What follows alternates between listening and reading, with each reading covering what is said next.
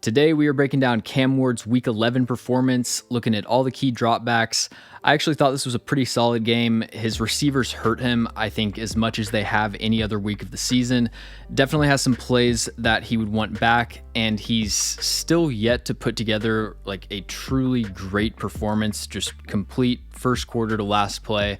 But I can't really say I'm on board with the panic that seems to have set in for a lot of people after this game. First play, 3rd and 9, good timing here on this throw to DK. He gets outside leverage on the nickel, easy separation, and then he's able to get past the sticks. Next throw, he's reading the top of the screen initially, works across the field, hits Iron Manor on this backside dig. I love the confidence that he's shown getting to his second and third read, especially over the middle of the field. That's something that a lot of young quarterbacks struggle with. There are some beautiful hole shots in this game. First one here to Chigakonkwo. I like the placement here. He does have to lay out for it, but a good job of getting this outside of the split field safety over the flat defender where only Chig can catch it. But then next play, we come back with a deeper hole shot, and Cam Ward does miss this one. Imanor gets separation on the deep corner. This one just sails on Ward. I don't know if there's a lot of wind on this play, but it kind of looks like it the way the ball flutters at the end. And then 3rd and 9, he's going back to Imanor on the other side of the field. They got Van Jefferson underneath to hold the flat defender. Mason Kinsey runs this clear out route to force the safety to get depth.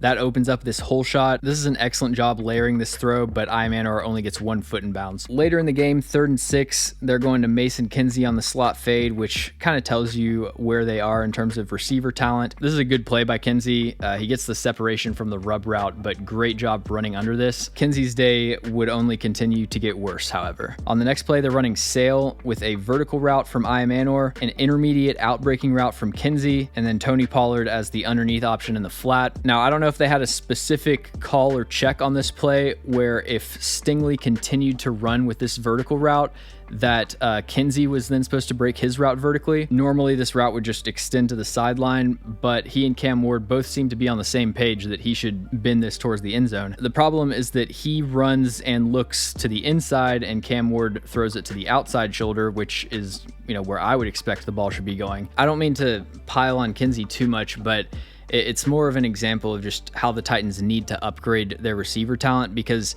he shouldn't be on the field. And, we can say that Xavier Restrepo maybe makes this play and makes one of the other plays that Kinsey drops later in the game, and that's probably true, but I think in reality they need to have somebody on the field better than Restrepo. And it's kind of a tough situation with Calvin Ridley's injury. I understand that, but there's got to be another massive influx of talent in this receiver room this offseason. One thing that was great to see from Cam Ward in this game is that he started to use his legs more.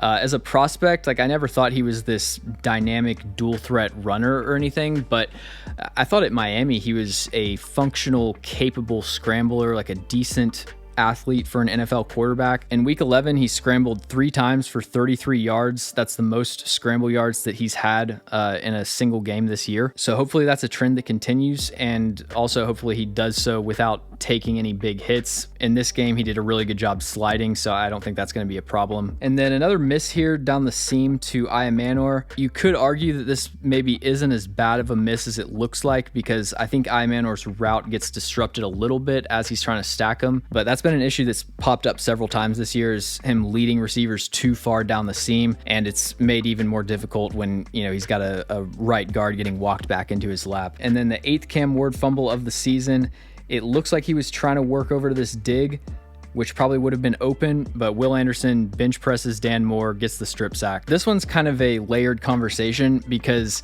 PFF charted this as inaccurate from Cam Ward's perspective, so they downgraded him here. I think this was an accurate throw to an NFL-sized receiver with an NFL-sized catch radius. I think the majority of starting NFL receivers are able to extend for this and make the catch. Technically, I guess this is an inaccurate throw to Mason Kinsey, so I'll give them that. I don't know that I would downgrade Ward here in the same way that I would for a standard miss, though. And then throw of the game on the potential game-winning drive, just a dot to Chigakonkwo as he's getting annihilated by Daniil Hunter, frozen rope that teleports to his hands. And then that sets up the eventual touchdown to Van Jefferson here.